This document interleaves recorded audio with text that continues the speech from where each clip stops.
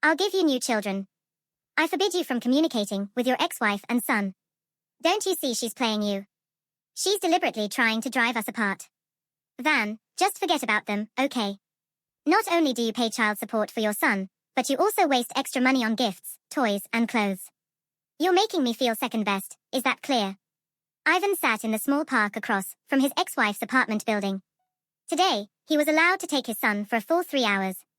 He nervously adjusted his shirt collar, waiting for the small figure to appear. In the year since the divorce, he had barely seen Vanya, except for a few fleeting moments during rare meetings supervised by his mother.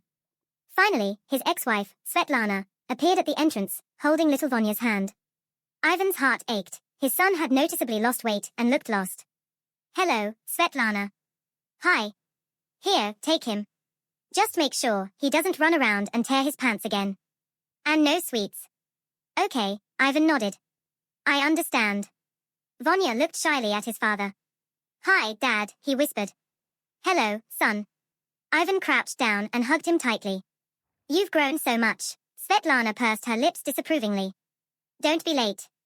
I'll be waiting here exactly at 6, she stated curtly. Agreed, Ivan replied. They walked away from the building, and Ivan felt the tension ease slightly. Where should we go, Van? Can we go to the amusement park? Of course we can. If your mom allows it. Vanya looked down. Mom doesn't allow it. She says there are lots of germs there, he whispered. Well, today is a special day, Ivan smiled.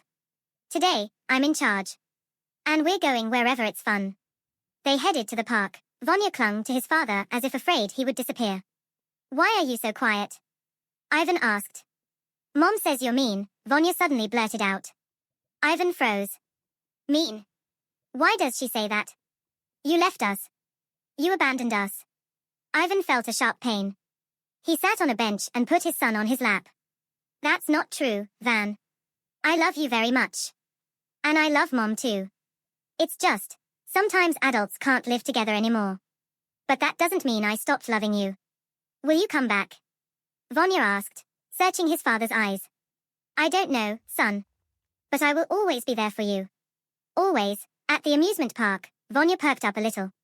They rode the carousel, shot at the shooting gallery, and ate ice cream. Ivan tried his best to cheer up his son, but he still felt a certain stiffness in his movements. Dad, can you give me a piggyback ride? Vanya suddenly asked as they passed a playground.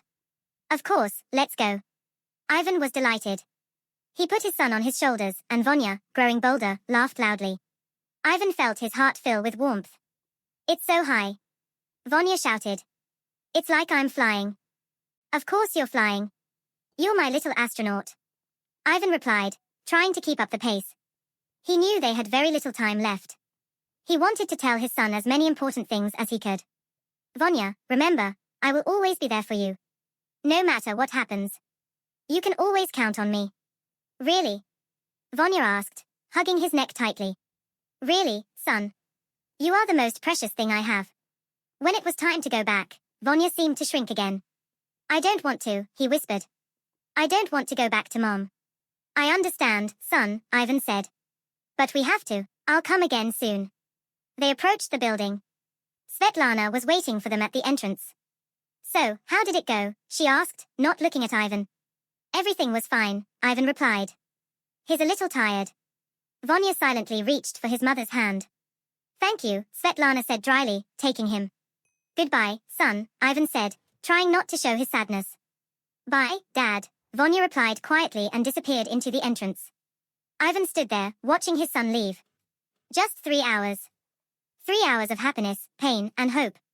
He knew the fight for Vanya wasn't over yet, and he would definitely win it. Ivan sighed heavily and, turning around, walked to his car.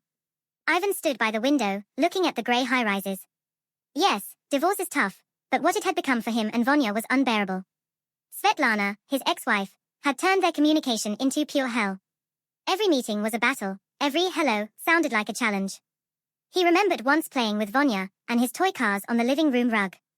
Dad, look at my cool race car. Vanya proudly showed him a red car. Wow, that's really cool. Let's have a race. Ivan suggested. At that moment, Svetlana burst into the room. What's going on here? Ivan, why is he sitting on the floor? He'll catch a cold. Svet, it's fine, we're just playing, Ivan tried to calm her. Nothing is fine. You don't watch the child at all, she yelled. What are you talking about? I'm just playing with my son, Ivan snapped back. Scenes like this repeated constantly. Svetlana interfered with every little thing, criticizing his every move. Once, she even scolded him for putting Vonya's sweater on wrong. Ivan, what kind of way is that? You have to put his arms through the sleeves first, then zip it up, she fumed. Svet, what difference does it make? The main thing is he's dressed, Ivan replied, trying not to get angry. No, it does matter. You do everything wrong. Over time, Svetlana almost completely stopped letting him see Vonya. Either his son had a stomachache, or a cough, or the weather was just bad. Ivan knew these were just excuses. She simply didn't want him communicating with their child. He tried to fight. He contacted child services, filed complaints in court. I demand the opportunity to see my son, Ivan said during one hearing. You already have the right to visits, a child services representative replied, but the mother has the right to determine the time and place of these visits. But she doesn't let me. She makes up reasons to isolate me from my child. Ivan protested. We will note your concerns, but the final decision rests with the court, the representative concluded. But it was all in vain. The system was on the mother's side. Ivan lost twice.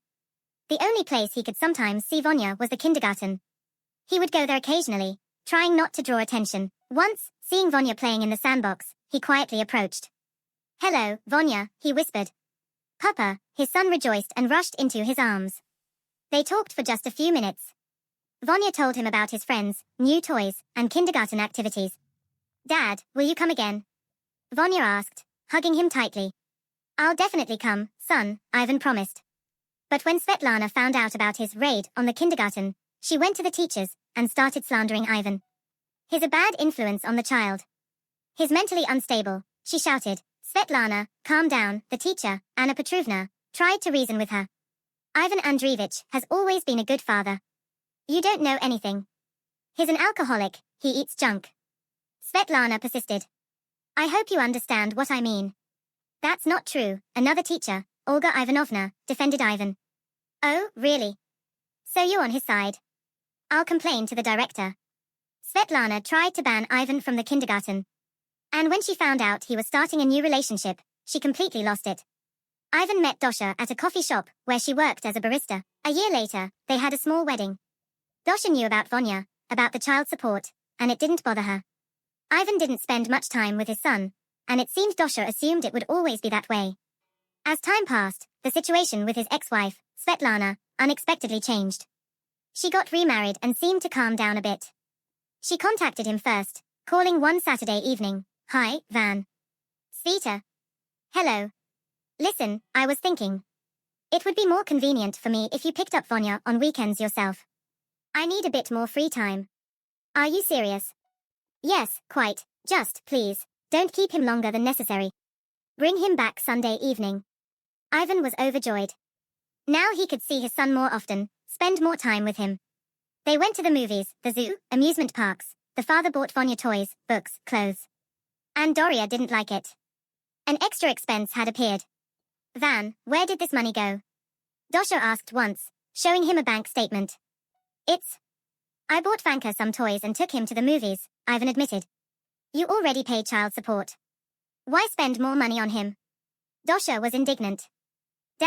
I want him to have everything, and besides, he's my son. From that moment, the arguments began. Now his second wife was making life difficult for Vonya. She demanded her husband's attention only for herself, and that he buy nothing for the child without her knowledge. He loved his wife and tried to reason with her nicely. He explained that he would never neglect her, that he would never put his son above her. Dosha was very afraid that Svetlana had started this scheme just to get Ivan back. Doria was unmoved by her husband's arguments. I love him very much and I want to raise him. Ivan flared up during one argument. Well, I'm against it. Dosha snapped. But why?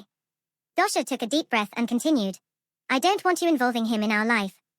The time you spend with him is stolen from me. He's nobody to me, understand? Why should I suffer because of a child who means nothing to me? Tell me, Van. Ivan was stunned. His wife had never spoken like this before. Why are you saying that? What's stolen? I see the child 2 days a week. 5 days I'm with you. Enough. Dosha screamed and suddenly started crying. If you don't stop, I'll file for divorce. Dash, why are you saying such things? You know how much I love you. Do you love me? Then why are you putting your son above me? I'm not putting him above you. I love you both. Ivan understood that Dosha wanted to deprive him of the right to raise his son in a complete family if she was seriously talking about divorce. And that terrified him. Ivan valued Dosha in every way. She was a great cook, supported him, took care of him, he loved her. And yet, are you jealous of my ex-wife? Yes.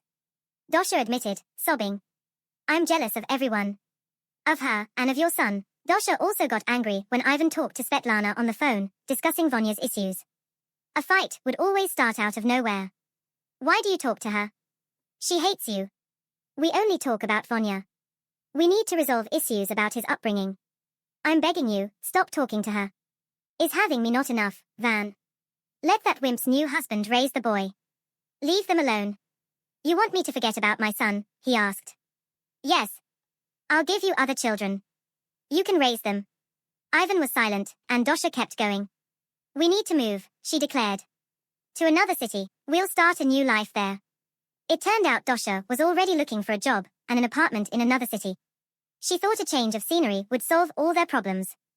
We'll leave this place and start over. We'll have our own house and our own children. And no problems with your ex-wife and your son. Are you serious? Yes, Van. It's the only way. Either we move, or we divorce. Think about it. I hope you make the right choice. After all, I'm more important to you than your ex-family, right?